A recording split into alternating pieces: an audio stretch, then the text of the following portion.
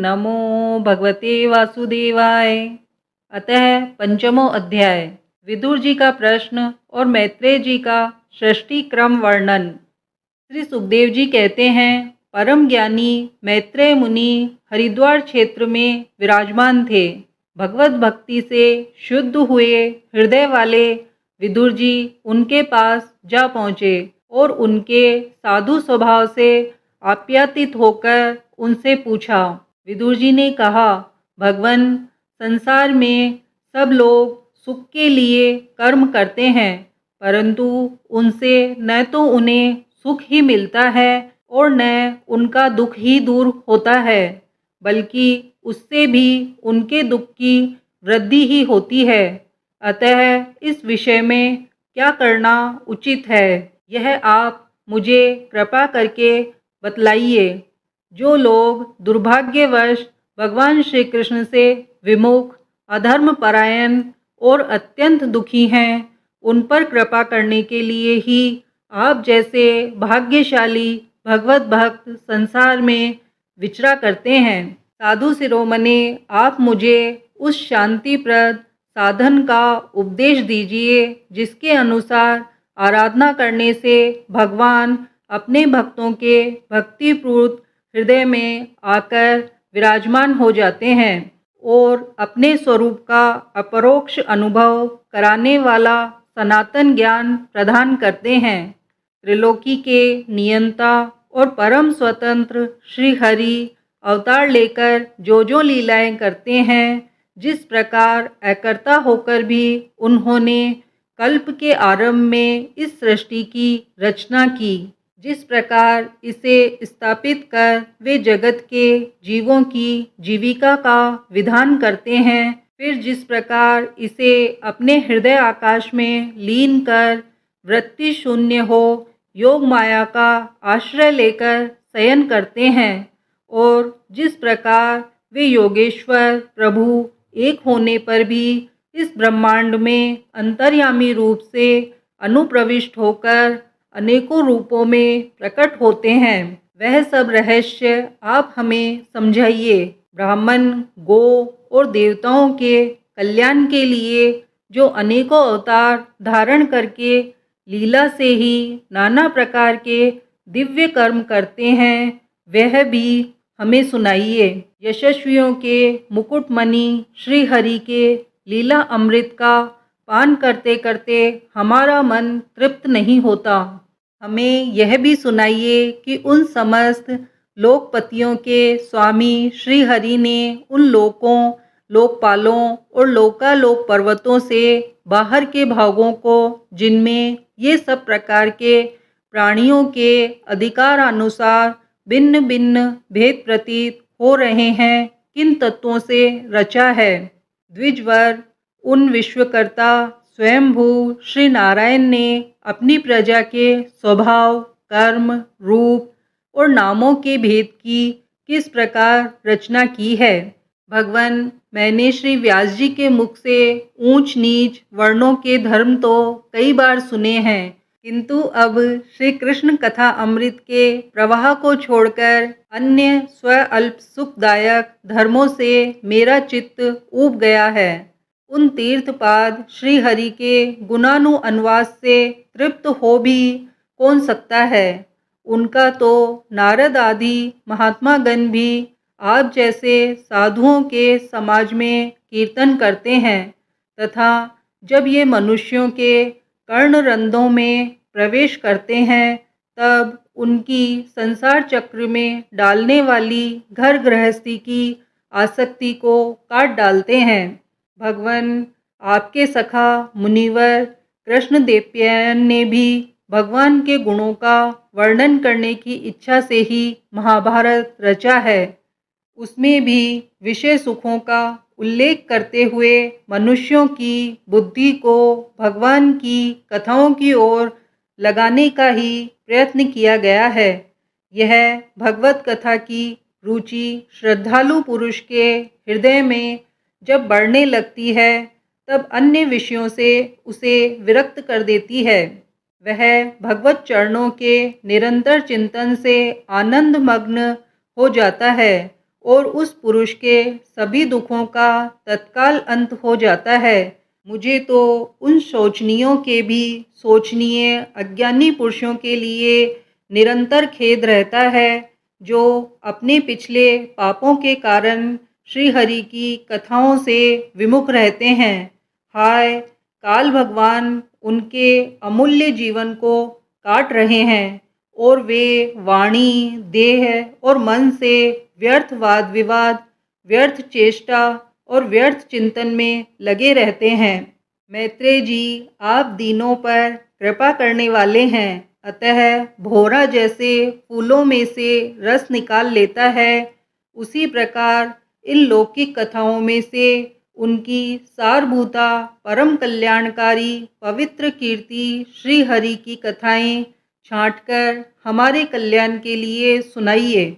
उन सर्वेश्वर ने संसार की उत्पत्ति, स्थिति और संहार करने के लिए अपनी माया शक्ति को स्वीकार कर राम, कृष्ण आदि अवतारों के द्वारा जो अनेकों अलौकिक लीलाएं की है, वे सब मुझे सुनाइए। श्री सुखदेव जी कहते हैं, जब विदुर जी ने जीवों के कल्याण के लिए इस प्रकार प्रश्न किया, तब तो मुनि श्रेष्ठ भगवान मैत्रेय जी ने उनकी बहुत बड़ाई करते हुए यूँ कहा। श्री मैत्रेय जी बोले, साधु स्वभाव विदुर जी, आपने सब जीवों पर अत्यंत अनुग्रह करके यह बड़ी अच्छी बात पूछी है। आपका चित्त तो सर्वदा श्री भगवान में ही लगा रहता है, तथापि इससे संसार में भी आपका बहुत सुयश फैलेगा। आप श्री व्यास जी के औरस पुत्र हैं, इसीलिए आपके लिए यह कोई बड़ी बात नहीं है कि आप अनन्य भाव से सर्वेश्वर श्री हरि के ही आश्रित हो गए हैं। आप प्रजा को दंड देने वाले भगवान यम ही हैं। मांडव्य ऋषि का श्राप होने के कारण ही आपने श्री व्यास जी के वीर्य से उनके भाई विचित्र वीर्य की भोग पत्नी दासी के गर्भ से जन्म लिया है। आप सर्वदा ही श्री भगवान और उनके भक्तों को अत्यंत प्रिय हैं, इसीलिए भगवान निज धाम पधारते समय मुझे आपको ज्ञानोपदेश करने की आज्ञा दे गए हैं। इसीलिए अब मैं जगत की उत्पत्ति, स्थिति और लय के लिए योग माया के द्वारा विस्तारित हुई भगवान की विभिन्न लीलाओं का क्रमशः वर्णन करता हूँ। सृष्टि रचना के पूर्व समस्त आत्माओं के आत्मा एक पूर्ण परमात्मा ही थे, न दृष्टा था न दृश्य। सृष्टि काल में अनेक वृत्तियों के भेद से जो अनेकता दिखाई पड़ती है, वह भी वही थे, क्योंकि उनकी इच्छा अकेले रहने की थी। वे ही दृष्टा होकर देखने लगे, परंतु उन्हें दृश्य दिखाई नहीं पड़ा, क्योंकि उस समय वे ही अद्वितीय रूप से प्रकाशित हो रहे थे। ऐसी अवस्था में वे अपने को असत के समान समझने लगे। वस्तुतः वे असत नहीं थे, क्योंकि उनकी शक्तियाँ ही सोई थीं, उनके ज्ञान का लोप नहीं हुआ था। यह दृष्टा और दृश्य का अनुसंधान कराने वाली शक्ति ही कार्य कारण रूपा माया है। महाभाग विदुर जी, इस भावाभाव रूप अनिर्वचनीय माया के द्वारा ही भगवान ने इस विश्व का निर्माण किया है।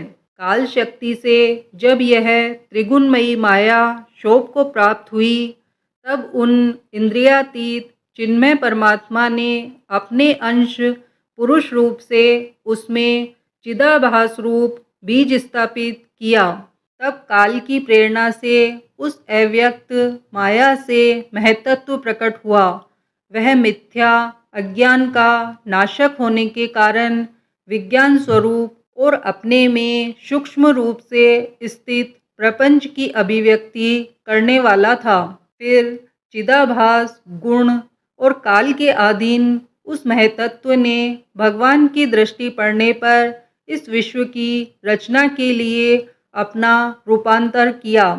महतत्व के विकृत होने पर अहंकार की उत्पत्ति हुई, जो कार्य, कारण और कर्ता रूप होने के कारण भूत, इंद्रिय और मन का कारण है। वह अहंकार वैकारिक, तेजस और तामस भेद से 3 प्रकार का है। अतः अहम तत्व के विकार होने पर वैकारिक अहंकार से मन और जिनसे विषयों का ज्ञान होता है, वह इंद्रियों के अधिष्ठाता देवता हुए। तेजस अहंकार से ज्ञानेंद्रियां और कर्मेंद्रियां हुई तथा तामस अहंकार से सूक्ष्म भूतों का कारण शब्द तन्मात्र हुआ और उससे दृष्टांत रूप से आत्मा का बोध कराने वाला आकाश उत्पन्न हुआ।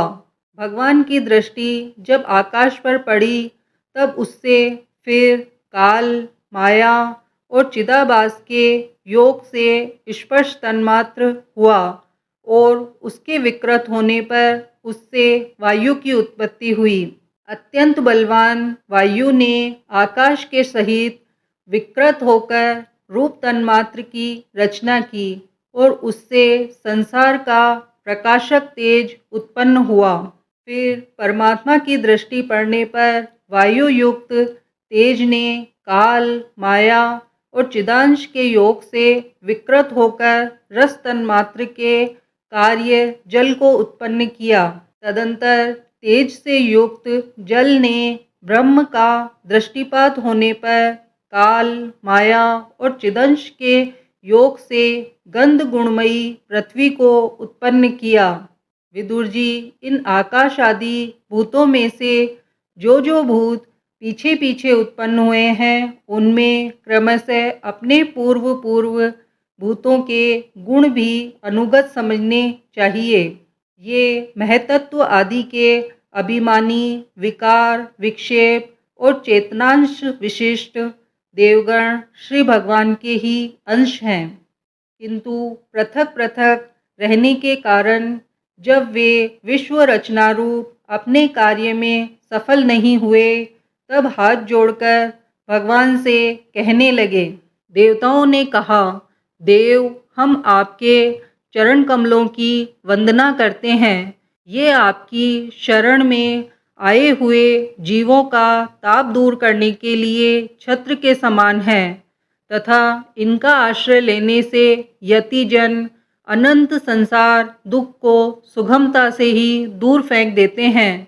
जगतकर्ता जगदीश्वर इस संसार में ताप त्रय से व्याकुल रहने के कारण जीवों को जरा भी शांति नहीं मिलती।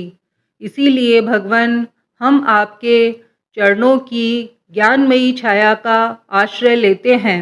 मुनिजन एकांत स्थान में रहकर आपके मुख कमल का आश्रय लेने वाले वेद मंत्र रूप पक्षियों के द्वारा जिनका अनुसंधान करते हैं तथा जो संपूर्ण पापनाशिनी नदियों में श्रेष्ठ श्री गंगा जी के उद्गम स्थान है, आपके उन परम पावन पाद पदों का हम आश्रय लेते हैं। हम आपके चरण कमलों की उस चौकी का आश्रय ग्रहण करते हैं जिसे भक्तजन श्रद्धा और श्रवण कीर्तन आदि रूप भक्ति से परिमार्जित अंतःकरण में धारण करके वैराग्य पुष्ट ज्ञान के द्वारा परम धीर हो जाते हैं। ईश, आप संसार की उत्पत्ति, स्थिति और संहार के लिए ही अवतार लेते हैं। अतः हम सब आपके उन चरण कमलों की शरण लेते हैं जो अपना स्मरण करने वाले भक्तजनों को अभय कर देते हैं। जिन पुरुषों का गेह, देह तथा उससे संबंध रखने वाले अन्य तुच्छ पदार्थों में अहमता, ममता का दृढ़ दुराग्रह है, उनके शरीर में रहने पर भी जो अत्यंत दूर हैं, उन्हीं आपके चरण विंदों को हम भजते हैं। जिन पुरुषों का देह, गेह तथा उनसे संबंध रखने वाले अन्य तुच्छ पदार्थों में अहमता, ममता का दृढ़ दुराग्रह है, उनके शरीर में आपके अंतर्यामी रूप से रहने पर भी जो अत्यंत दूर हैं, उन्हीं आपके चरण विंदों को हम भजते हैं। परम यशस्वी परमेश्वर इंद्रियों के विषयाभिमुख रहने के कारण जिनका मन सर्वदा बाहर ही भटका करता है, वे पामर लोग आपके विलासपूर्ण पाद विन्यास की शोभा के विशेषज्ञ भक्तजनों का दर्शन नहीं कर पाते। इसी से वे आपके चरणों से दूर रहते हैं। देव आपके कथा अमृत का पान करने से उमड़ी हुई भक्ति के कारण जिनका अंतकरण निर्मल हो गया है, वे लोग वैराग्य ही जिसका सार है, ऐसा आत्मज्ञान प्राप्त करके अनायास ही आपके वैकुंठ धाम को चले जाते हैं। दूसरे धीर पुरुष चित्त निरोध रूप समाधि के बल से आपकी बलवती माया को जीतकर आप में ही लीन तो हो जाते हैं, पर उन्हें श्रम बहुत होता है। किंतु आपकी सेवा के मार्ग में कुछ भी कष्ट नहीं है। आदिदेव आपने सृष्टि रचना की इच्छा से हमें त्रिगुण में रचा है। इसीलिए विभिन्न स्वभाव वाले होने के कारण हम आपस में मिल नहीं पाते और इसी से आपकी क्रीड़ा के साधन रूप ब्रह्मांड की रचना करके उसे आपको समर्पण करने में असमर्थ हो रहे हैं। अतः जन्म रहित भगवान, जिससे हम ब्रह्मांड रचकर आपको सब प्रकार के भोग समय पर समर्पण कर सकें और जहाँ स्थित होकर हम भी अपनी योग्यता के अनुसार अन्न ग्रहण कर सकें तथा ये सब जीव भी सब प्रकार की विघ्न बाधाओं से दूर रहकर हम और आप दोनों को भोग समर्पण करते हुए अपना अपना अन्न भक्षण कर सकें, ऐसा कोई उपाय कीजिए। आप निर्विकार पुराण पुरुष ही अन्य कार्य वर्ग के सहित हम देवताओं के आदि कारण हैं। देव पहले आप अजन्मा ने ही सत्व आदि गुण और जन्म आदि कर्मों के कारण रूपा माया शक्ति में चिदाभास रूप वीर्य स्थापित किया था। परमात्मा देव महतत्व आदि रूप हम देवगण जिस कार्य के लिए उत्पन्न हुए हैं उसके संबंध में हम क्या करें। देव हम पर आप ही अनुग्रह करने वाले हैं, इसीलिए ब्रह्मांड रचना के लिए आप हमें क्रिया शक्ति के सहित अपनी ज्ञान शक्ति भी प्रदान कीजिए। इति श्रीमद्भागवते महापुराणे परमहंस्या संहिताया तृतीय स्कंदे पंचमो अध्याय।